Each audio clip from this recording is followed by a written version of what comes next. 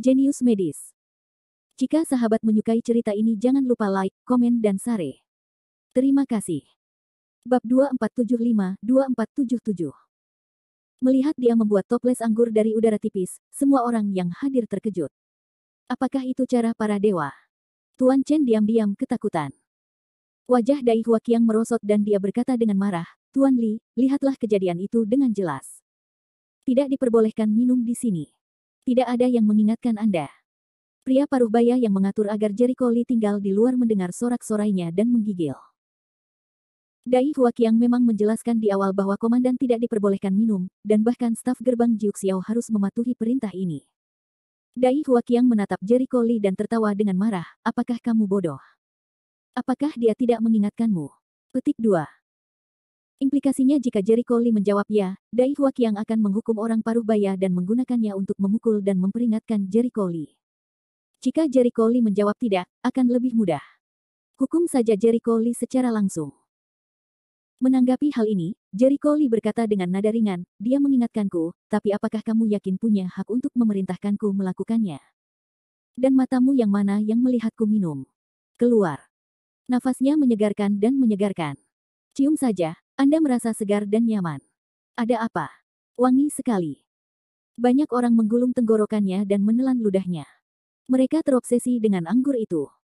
Hanya dengan menciumnya saja, mereka mengira anggurnya pasti enak. Jericho Li menyesap toplesnya dan berkata, rasanya enak. Lagi pula, ini adalah pure yang diekstraksi dari ramuan. Rasanya tidak enak, dan kekuatan ramuan dicampur dengan manisnya sari buah. Meminumnya dapat meningkatkan kekuatan ramuan dan meningkatkan budidaya secara halus. Hal baik semacam ini, hanya orang suanyi yang memenuhi syarat untuk minum. Wajah Dai Huaqiang sangat jelek. Tuan Li, aku sudah memperingatkanmu bahwa kamu tidak memahami peraturan di sini. Bisa dimaklumi, tapi kini saya sudah mengingatkan Anda bahwa Anda masih dengan sengaja melakukan kejahatan. Apakah itu agak tidak masuk akal? Perut Dai Huaqiang berkedut dan memprotes, tapi dia jelas tidak bisa meminta anggur pada Jericho Li, jadi dia sangat marah. Hentikan. Jangan gunakan bulu ayam sebagai anak panah. Saya bawahan Anda. Apa yang kamu lakukan di depanku? Apakah Anda memenuhi syarat untuk memesan saya? Jangan menganggap dirimu terlalu serius, pikir aku tidak tahu pikiran kotormu. Jericho Li serangkaian sarkasme, berdiri, dua jari membawa toples, perlahan-lahan keluar, suka betapa jatuhnya, sungguh ketika orang-orang jarang makan bersama-bersamamu. Padahal, dia sudah menyiapkan makanan di ring penyimpanannya, dan ada juga bahan-bahan segar. Jika dia memang ingin makan, dia bisa membuatnya sendiri. Lagi pula, dia juga seorang koki. Dia tidak bertindak sendiri dan menuruti tuntutan orang besar itu. Kalau tidak, dengan kemampuannya, dia bisa pergi ke reruntuhan sungai Lohe sendirian. Beberapa orang selalu menganggap kompromi dan rasa hormat orang lain sebagai penghambaan dan sanjungan, dan mereka tidak tahu apa itu. Tuan Dai, apa yang dia katakan? Terlalu banyak. Orang-orang di sebelahnya tidak dapat menonton lagi, karena amarah Jericho Li sangat buruk. Wajah Dai Huaqiang sangat jelek. Wajahnya tidak yakin. Dia memaksakan dirinya untuk menahan amarahnya dan bersenandung dingin, tidak perlu mempunyai pendapat yang sama dengan orang vulgar seperti itu. Aku akan menyelesaikannya setelah aku menyelesaikan tugasku. Ketika Jericho Li keluar ke sini, dia melihat Tang Siro dan orang lain sedang makan dan bersembunyi di sudut. Entah kapan debu akan berhembus di tempat ini. Meskipun saat ini sangat sepi, kami semua makan dengan sangat cepat, jadi kami tidak perlu menggulung angin dan pasir saat memakan pasir, dan memberikan gigi kami kepada mereka. Li Shao, Guan Xilong tampak aneh begitu dia keluar, apakah kamu sudah selesai secepat ini? Tidak, Jericho Li menggelengkan kepalanya. Kenapa kamu tidak makan? Guan Xilong tertegun sejenak, dan wajahnya terkejut. Tiba-tiba dia teringat sesuatu, apakah mereka mengincarmu dan sengaja tidak memberimu makanan? Bukankah itu kejam? Ada yang enak. Takutnya kamu habiskan. Jericho Li terlalu malas untuk menjelaskan. Dia membalik dan beberapa mangkuk muncul di tangannya, yang berisi makanan kemasan dan beku. Dia melemparkannya ke Tang Siro. Kalau begitu, panaskan dan jangan biarkan orang melihatnya, atau mereka harus berkicau lagi. Saat melihat makanan lezat, beberapa orang berada di depan mata mereka. Wah Li Shao, kamu sudah mempersiapkannya sejak lama. Kalau kamu tahu, aku tidak akan mengantri, kata Guan Xilong bersemangat. Tang Siro langsung memanaskannya dengan api aura, dan makanan di dalam mangkuk segera berubah menjadi makanan lezat. Semua orang bersembunyi di sudut dan makan dengan gembira. Sangat lezat. Guan Zilong merasa puas. Li Shao, apakah kamu membuatnya sendiri? Tak perlu dikatakan lagi, apakah kamu lupa bahwa Li Shao adalah seorang koki? Guan Sun berkata sambil makan. Pantas saja kokinya begitu populer. Ini jauh lebih enak daripada hotel berbintang manapun di luar. Aku belum pernah makan makanan lezat seperti ini seumur hidupku, kata Guan Zilong dengan puas. Tang Siro juga sangat terkejut. Dia selalu mendengar bahwa hidangan apapun yang dibuat oleh koki bisa dihargai lebih dari 10.000 yuan, dan uang mungkin tidak cukup untuk makan. Sekarang, itu benar. Agar orang lain tidak menyadari bahwa mereka makan dengan cepat, Jericho Lee tidak egois, tapi dia tidak menyiapkan banyak makanan. Dia biasa meluangkan waktu untuk membuat barang-barang ini dan menyimpannya. Dia tidak menyangka akan ada begitu banyak orang dalam operasi ini. Terlebih lagi, dia sangat ingin mengeluarkan makanannya. Diperkirakan Dai Huaqiang harus berkicau lagi. Selesai. Guan Zilong berkata sambil tersenyum. Begitu dia selesai berbicara, tiba-tiba semburan pasir gila datang. Banyak orang yang makannya pelan-pelan, tiba-tiba makanannya terlempar ke semangkuk pasir. Bah. Kenapa pasirnya tiba-tiba bertiup? Sayang sekali. Aku tidak bisa makan sekarang. Aku belum kenyang. Mereka terdiam. Ketika badai pasir sedikit mereda, mereka menemukan bahwa tidak ada cara untuk memakan pasir di piring. Guan Zilong dan yang lainnya saling berpandangan, untungnya kami makan dengan cepat. Baru saja, mereka melahap makanan lezat itu. Seleranya tidak bagus. Mereka tidak dapat menahannya. Kesempatan tidak mengizinkannya. Mereka harus. Jericho Lee menatap ke arah hembusan pasir saat ini, dan matanya bersinar dengan warna berbeda, seolah sedang memikirkan sesuatu yang salah. Li Shao, ada apa? Guan Zilong memasang ekspresi aneh di wajahnya. Apa bagusnya pasir itu? Ada begitu banyak pepohonan hijau di tempat ini, dan masih di pegunungan. Ini bukan gurun. Bagaimana bisa terjadi badai pasir sebesar itu? Jericho Lee berkata dengan makna yang dalam. Guan Zilong sedikit terkepung dan menggaruk kepalanya. Dulu di sini berangin dan berpasir. Bukankah ini fenomena normal? Tiba-tiba, embusan pasir kembali berguling, langsung mengelilingi rumah bata itu. Bab 2476. Mata Guanzi terbuka lebar, aku pergi. Apakah ini badai pasir, kentut? Di mana badai pasir seperti ini? Itu tornado, kan? Guan Sun membenci Tao. Aneh, bagaimana orang baik bisa mengalami badai pasir sebesar itu? Guan Zilong terlihat bingung. Jericho Lee menarik sudut mulutnya dan berkata, seorang pria malang akan menderita. Dalam beberapa menit kemudian, setelah debunya hilang, atap rumah bata tersebut pun terangkat. Untung hanya sebagian saja yang terangkat, sebagian besar masih utuh, namun pintu dan jendela juga sudah berjamur dan hilang. Pasirnya sudah hilang. Berhenti. Semua orang merasa lega. Jangan khawatir tentang ini. Masuk dan lihatlah.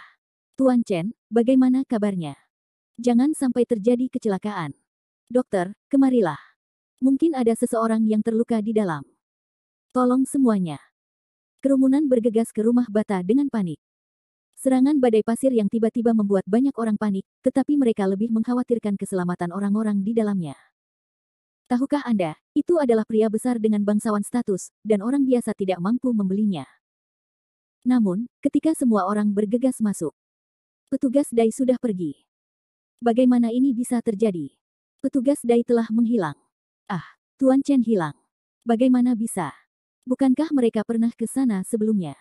Apakah ia terhempas oleh angin puting beliung? Jangan bicara omong kosong. Tidak bisakah kita melihat tornado? Semua orang panik karena Dai Huaqiang dan Tuan Chen hilang. Apa yang bisa kita lakukan? Untuk sesaat, semua orang bingung dan mulai mencari keberadaan mereka. Petugas Dai, Tuan Chen. Mereka mencari-cari sambil berteriak pada saat yang bersamaan. Namun setelah mencari lingkaran besar, mereka tidak menemukan siapapun, karena tidak ada dua orang di mana-mana. Mereka menghilang begitu saja bersama angin dan pasir, dan langsung menguap. Kali ini, Liao Ke, wakil petugas yang datang bersama Dai Huaqiang, dengan wajah muram, langsung mengepung Jericho Lee. Tuan Li, Anda sangat berani sehingga berani menggunakan sihir untuk menangkap Tuan Dai dan Tuan Chen. Saya memperingatkan Anda untuk segera melepaskan mereka, atau saya akan bersikap kasar kepada Anda. Dengan mulutnya, Jericho Lee tertawa, aku berkata, ada apa denganku ketika orang hilang? Terlebih lagi, kamu tidak melaporkan situasinya untuk pertama kali, tetapi kamu menggangguku. Bisakah kamu menjadi lebih bodoh? Aku pernah melihat orang-orang bodoh. Aku belum pernah melihat orang lucu seperti itu. Guan Zilong dan saudara-saudaranya langsung tertawa. Lisao atau Lisao, menjemput orang bukanlah hal yang ambigu. Li, jaga kebersihan mulutmu. Jangan salahkan aku jika aku tidak membiarkan siapapun pergi. Jangan berpikir bahwa jika kamu membuat sesuatu yang terkenal di luar, kamu dapat melakukan apapun yang kamu inginkan. Liao Ke sangat marah. Dia mengira saat Jericho Lee sedang makan, dia marah dan pergi. Dia mengira Jericho Lee pasti punya dendam, jadi dia diam-diam membalas. Ini wajahmu, dan ada wajah di hidungmu. Senyuman di wajah Jericho Lee menghilang. Dengan tatapan dingin, topi di kepala Liao Ke langsung terbakar. Di bawah pengawasan orang-orang, ia langsung terbakar menjadi abu. Yang lebih aneh lagi adalah rambut Liao Ke masih utuh. Pemandangan ini membuat orang terengah-engah, dan Liao Ke diselimuti hawa dingin, seperti jatuh ke dalam gua es. Hanya karena aku tidak ingin melihatmu dalam sudut pandang yang sama bukan berarti aku tidak bisa membunuhmu atau menunjukkan gengsi apapun di hadapanku. Jika orang lain datang, kamu akan mati 10.000 kali dengan sikapmu. Kamu pikir posisimu jarang bagiku. Siapa kamu, dengan fakta bahwa kamu pantas berteriak dan berteriak di depanku? Siapa yang ingin dilawan Jericho Lee? Dia selalu berjalan lurus. Jika dia benar-benar ingin menemukan masalah Dai Huaqiang, dia pasti sudah melakukannya sebelumnya. Mengapa dia harus berkeliling ke banyak kalangan? Liao Ke memandang Jericho Lee dengan ketakutan. Dia mendengar bahwa Jericho Lee adalah orang terkuat di Tiongkok. Dia mengira dia adalah orang yang ceroboh dan bisa bertarung sedikit, tapi dia tidak menyangka bisa membunuh orang dengan satu tatapan. Ini mengerikan. Liao Ke sangat ketakutan karena dia berada dalam dilema. Dia mengucapkan kata-kata kejam tadi, tapi sekarang dia juga takut. Apakah Anda ingin terus menjadi kejam, atau ingin menjadi kura-kura? Apapun yang terjadi, dia tidak mau memilih. Saat ini, suara helikopter tiba-tiba terdengar di luar. Liao Ke tertegun saat itu juga dan langsung memikirkan sesuatu. Wajahnya cerah, siapa yang datang? Awalnya dia masih dilema, tapi sekarang tidak apa-apa, itu hanya memberinya kesempatan untuk mengganti topik. Kepala Dai ada di sini. Seorang pria bergegas masuk untuk melapor. Apa? Wajah Liao Ke penuh dengan keterkejutan, pergilah menemuinya. Sekelompok orang, langsung saja. Guan Zilong menunjukkan ekspresi aneh, siapa kepala eksekutif Dai? Kenapa kamu belum pernah mendengar tentang dia? Ya, apakah itu Dai Huaqiang? Atau Dai Feng? Bukankah Dai Huaqiang menghilang begitu saja?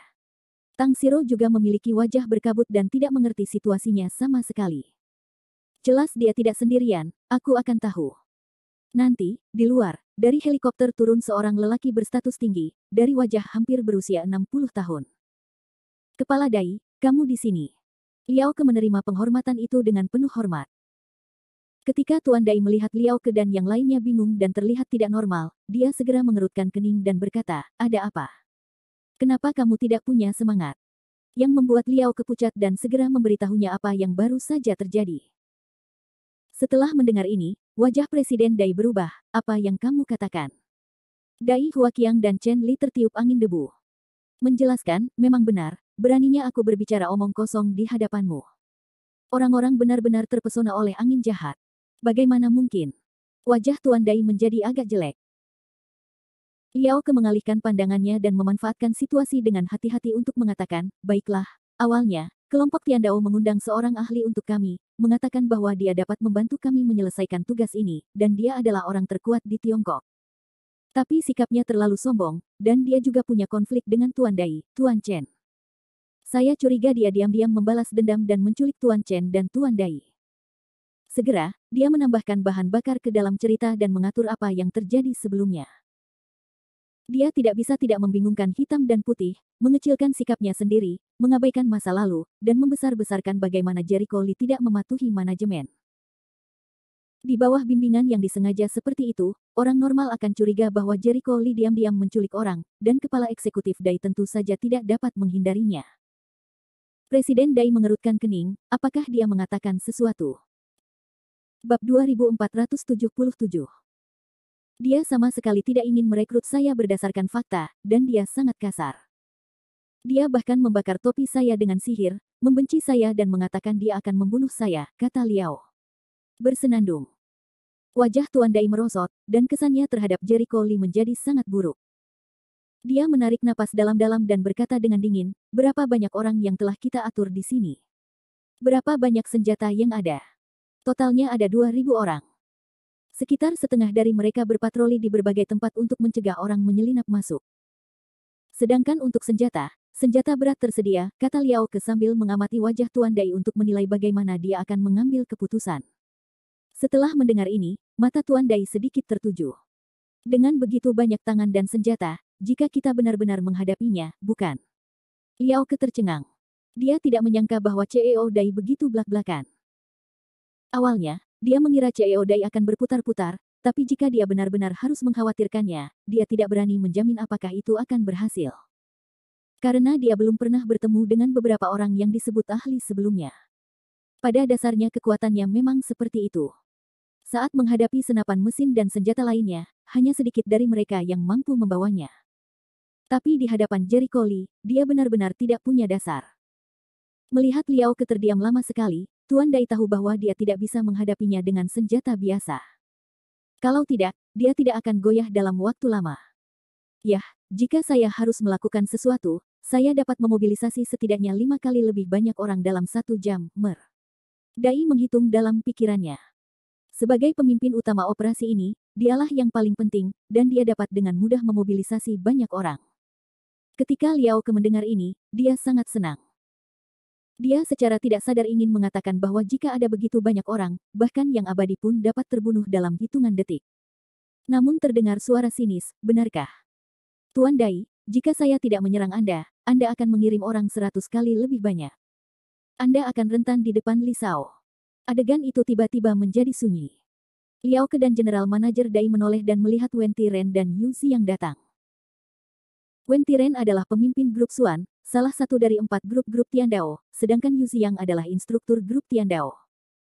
Dalam hal identitas dan otoritas, Wen Tiren mungkin tidak sebaik Kepala Bor Umum Dai, tapi Yu Xiang tentu lebih tinggi dari Kepala Bor Umum Dai. Mendengar hal tersebut, Komandan Dai menunjukkan kemarahannya. Dengan hormat, Komandan Anda, orang yang Anda atur tidak terlalu mampu, tetapi memiliki temperamen yang besar. Sulit untuk mengatakan bahwa Dai Huaqiang dan Chen Li diculik oleh sihir. Liao Ke mengajak orang untuk menginterogasinya, tetapi dia mengolok-olok mereka, yang sama sekali melanggar hukum. Apa maksudmu dengan mengatur orang-orang seperti itu untuk datang ke sini? Ini hanya topi tinggi. Apapun yang terjadi, Anda harus ditagih terlebih dahulu. Begitu Liao Ke mendengar ini, dia menunjukkan ekspresi bangga. Yang dia inginkan adalah efek seperti itu. Jika dia bisa memanfaatkan kesempatan ini, dia akan mampu menjatuhkan kesombongan Ziyang. Setelah itu, Yu Ziyang akan bersikap sopan saat bertemu dengan kepala instruktur Jenderal Dai. Namun, bagaimana Yu Ziyang bisa membuatnya melakukan apa yang diinginkannya?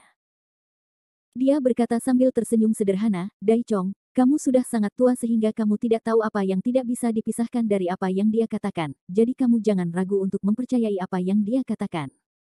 Dari apa yang saya ketahui tentang Li Shao, dia benar-benar ingin melakukan sesuatu terhadap Dai Huaqiang dan Chen Li. Dia tidak mau bertele-tele. Sebelum dia keluar rumah, Dai Huaqiang dan Chen Li sudah mati 10.000 kali. Kata Wen Tiren sambil tersenyum, mungkin menurutmu instrukturmu melebih-lebihkan, tapi aku tidak sopan untuk mengatakan bahwa yang paling dibenci Li Shao adalah kamu mempermainkannya dan terlibat dalam trik-trik berkepala kosong itu. Terlebih lagi, dia tidak pernah berani membunuh siapapun. Jika dia marah, dia akan memotongnya jika dia tidak setuju. Dia tidak peduli sama sekali. Ada begitu banyak orang besar yang mati di bawahnya. Mereka adalah Dai Huaqiang dan Chen Li. Tapi mengingat apa yang saya katakan, Anda tidak akan mempercayainya. Saya akan menunjukkan videonya dan berbicara dengan Anda setelah menontonnya. Dengan itu, dia mengeluarkan komputer, membuka video yang sudah disiapkan dan menunjukkannya kepada mereka. Awalnya mereka tidak setuju. Setelah beberapa saat, wajah mereka berubah. Gulu. Wajah Dai Chong menjadi semakin putih. Akhirnya, dia semakin banyak berkeringat. Dia hampir pingsan. Liao Ke semakin terkejut dan terhuyung-huyung dan langsung jatuh ke tanah. Apakah ini efek khusus komputer? Efek komputer. Wen Tiren mencibir dan berkata dengan nada menghina, saya punya banyak klip serupa. Tahukah Anda seberapa kuat gunturnya? Lebih dari 10 miliar volt, cukup untuk dengan mudah menghancurkan gedung pencakar langit, sekuat bom nuklir. Pernahkah Anda melihatnya efek khusus komputer yang bisa membuatnya menjadi realistis? Serangkaian pertanyaan langsung membungkam Liao Ke. Dai Chong tidak berani berkata, kapan ini terjadi?